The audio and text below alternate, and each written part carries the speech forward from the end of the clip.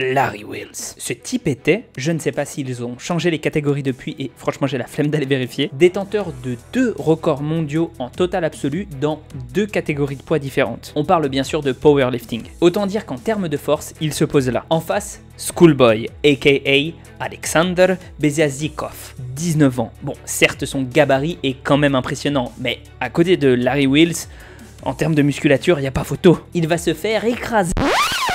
Ah, ben non. Mais comment c'est possible ça? Comment un gars qui ne devrait craindre personne en termes de force s'est fait exploser de cette façon? Et surtout par un genou qui a l'air de sortir du lycée. On va tenter aujourd'hui de faire une petite analyse de cas et expliquer 2 ou 3 trucs reliés à la physio et autres joyeusetés du genre.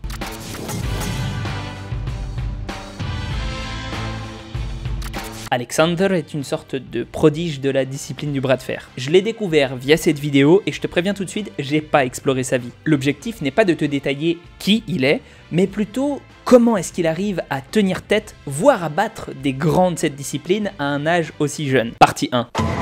Un système nerveux de fou furieux. Ce qui frappe avec Schoolboy, c'est que certes, il est musclé, mais si on compare avec d'autres champions de bras de fer, pas tant que ça. Il a quand même une petite couche de gras qui recouvre ses bras et ils sont pourtant moins gros que l'essentiel de ceux des gens qu'il affronte. Malgré ça, il gagne. Et il gagne très vite. En fait, on ne le voit quasiment jamais battre ses adversaires de façon progressive. C'est même là qu'il galère le plus. Pour comprendre ça, il faut que je te parle d'un truc, le taux de développement de la force. Dans un langage qui fait frémir les préparateurs physiques d'effroi, on appelle ça l'explosivité.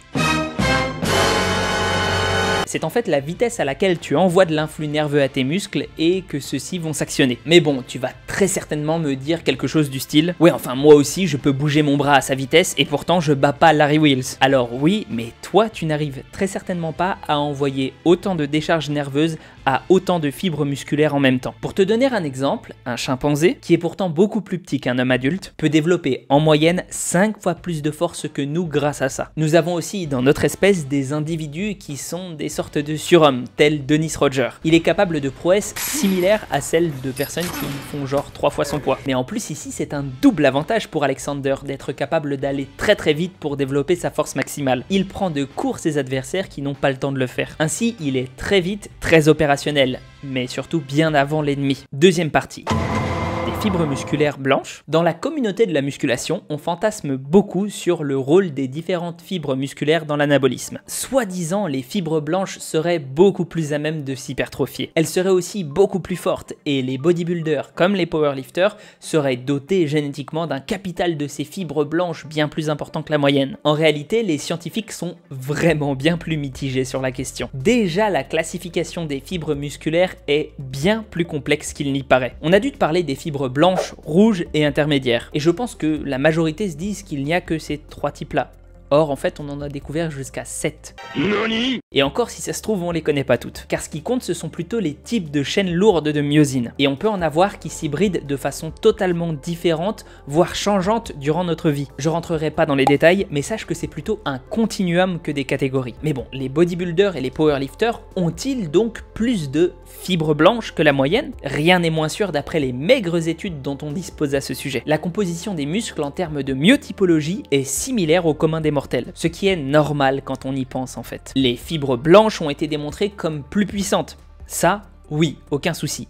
Mais parce qu'elles développent de la puissance plus rapidement. En gros, c'est leur vitesse de contraction qui est importante. En revanche, elles ne sont pas vraiment plus fortes. C'est-à-dire qu'à vitesse lente, à taille égale, elles sont à peu près à égalité avec les fibres rouges. T'as déjà vu la vitesse à laquelle un powerlifter fait ses max? On peut pas dire que ce soit hyper rapide, hein. Si on rajoute à cela qu'aller régulièrement à l'échec ou proche de ce dernier induit probablement, parce que l'effort est fatigant, une transformation des fibres blanches en fibres intermédiaires, car plus on se rapproche du rouge, plus les fibres sont endurantes, et que c'est la même chose plus notre volume d'entraînement est grand par semaine, et on se rend compte que, ben oui, les bodybuilders et les powerlifters, avec leurs 5 entraînements par semaine proches de l'échec, pendant 3 heures par jour, bah, ils ont peu de chances d'avoir beaucoup de fibres blanches très rapides. Ce qui explique peut-être que Larry Wheels se fasse manger face à Schoolboy sur des sets très rapides, mais qu'il réussisse à remonter quand ça s'éternise un peu plus. Alors que Schoolboy, lui, c'est tout l'inverse. Il brille par sa vitesse fulgurante. Troisième partie,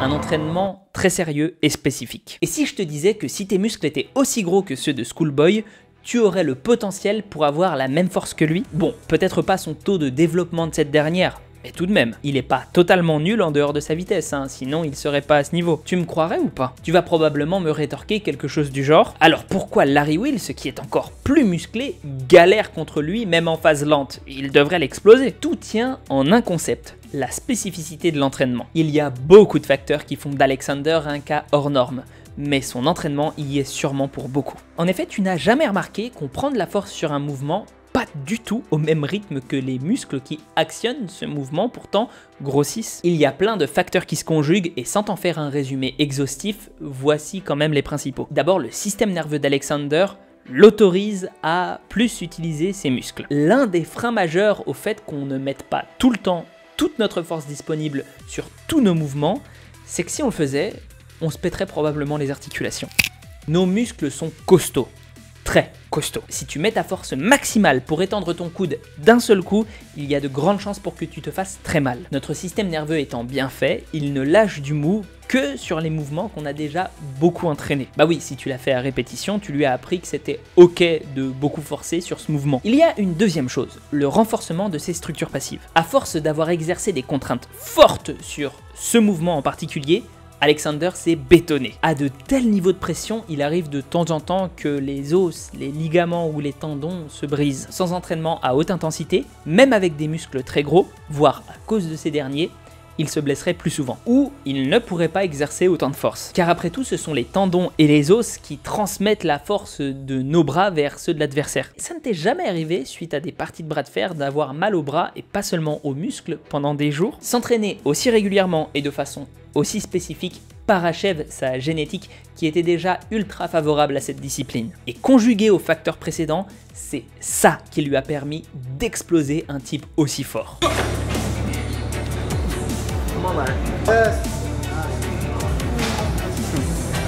Sur ce, j'espère que cette vidéo t'a plu. N'hésite pas à liker, partager, commenter, à aller me suivre sur Instagram, à venir sur le Discord pour qu'on puisse discuter ensemble. Et sinon, tu peux aussi me soutenir sur Utip ou Tipeee ou une autre plateforme, n'importe laquelle. De toute façon, tous les liens sont en description.